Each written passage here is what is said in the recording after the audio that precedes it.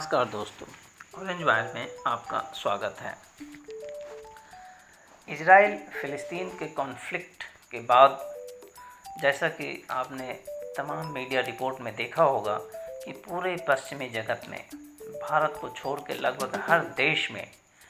यहूदियों के ऊपर व्यक्तिगत रूप से हमले हो रहे हैं और लगातार हो रहे हैं। जर्मनी में, फ्रांस में, अमेरिका में, लंदन में, ब्राज़ील में और ऐसे अनेक देश हैं, छोटे छोटे देश, बड़े देश, जहां यहूदियों को अपना दुश्मन मानने वाले हरे टिड्डे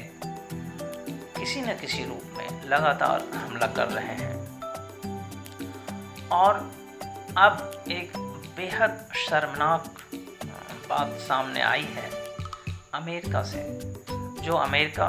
अपने आप को विश्व का चैंपियन समझता है, फ्रीडम ऑफ स्पीच का अथॉरिटी समझता है, विश्व को लगातार ये बताता है कि फ्रीडम ऑफ स्पीच क्या है, फ्रीडम ऑफ रिलीजन क्या है, डेमोक्रेसी क्या है,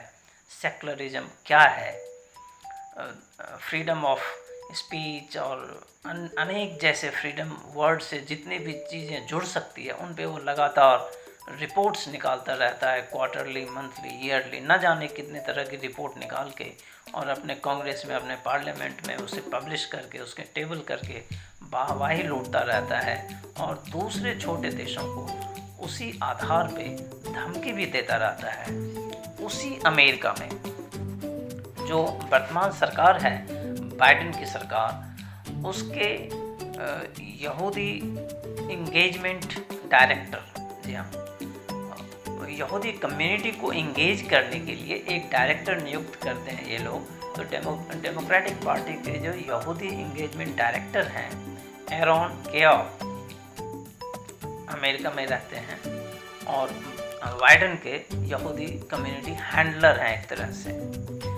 इन तमाम हमलों के बीच इन्होंने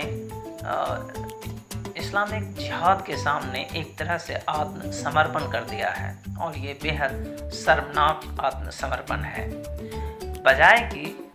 समाज में, अमेरिकी समाज में समरसता पैदा करने का प्रयास करे, अमेरिकी समाज में जो ये केओस पैदा है, जो एक दूसरों को मारने की प्रवृत्ति बढ़ रही है, जो जिहादियों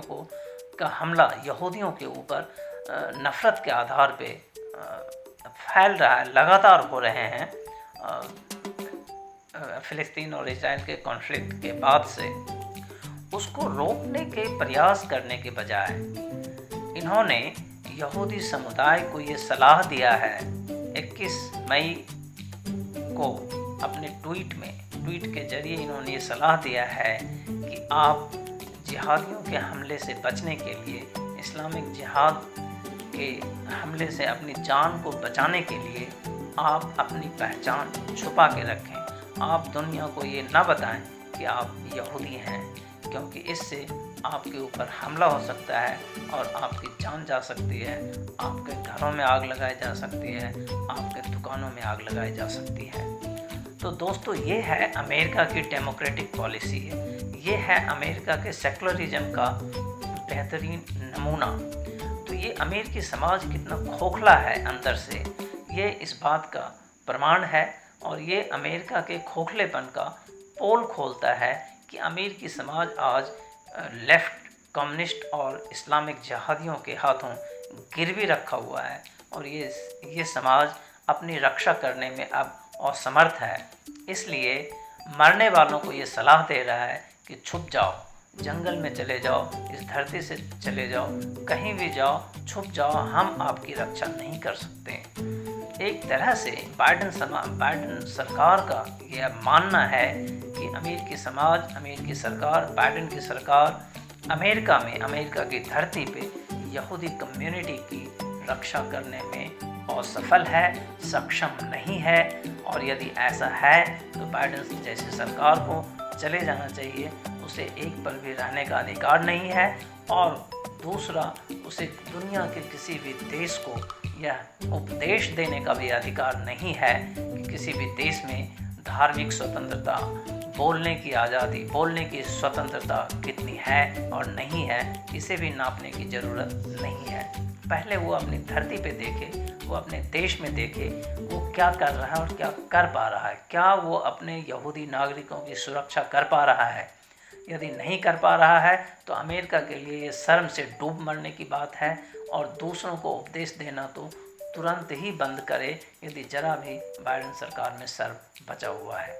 लेकिन अंतर्राष्ट्रीय स्तर पर देखें तो ये बेहद ही एक शर्मनाक स्थिति है और विश्व के तमाम गैर